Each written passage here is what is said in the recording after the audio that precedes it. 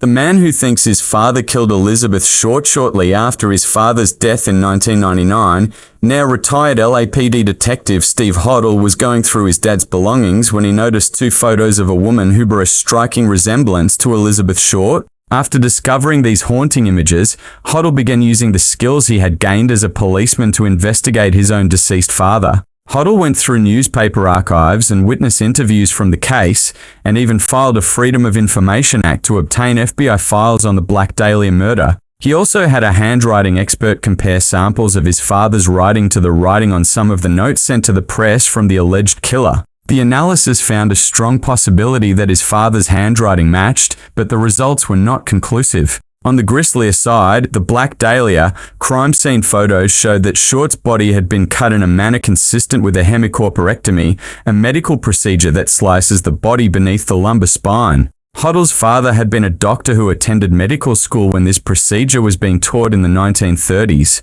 Additionally, Hoddle searched his father's archives at UCLA, finding a folder full of receipts for contracting work on his childhood home. In that folder, there was a receipt dated a few days before the murder for a large bag of concrete, the same size and brand as a concrete bag found near Elizabeth Short's body. By the time Hoddle began his investigation, many of the police officers who originally worked on the case were already dead. However, he carefully reconstructed conversations these officers had about the case. Eventually, Hoddle compiled all of his evidence into a 2003 bestseller called Black Dahlia Avenger: The True Story. While fact-checking the book, Los Angeles Times columnist Steve Lopez requested official police files from the case and made an important discovery. Shortly after the murder, the LAPD had 6 main suspects, and George Hoddle was on their list. In fact, he was such a serious suspect that his home was bugged in 1950 so the police could monitor his activities.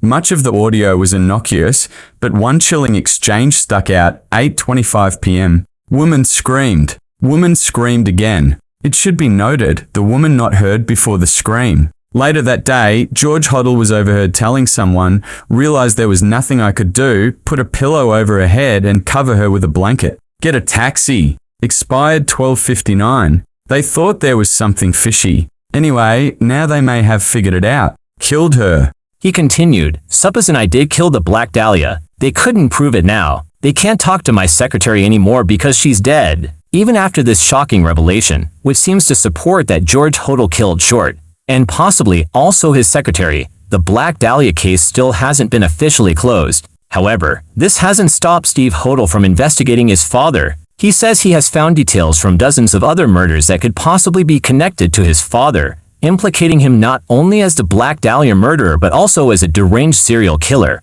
Hoddle's research has even garnered some attention from law enforcement. In 2004, Stephen Arkay, the head deputy for LA County's District Attorney Office, said that if George Hoddle was still alive he would have enough to indict him for the Elizabeth Short murder.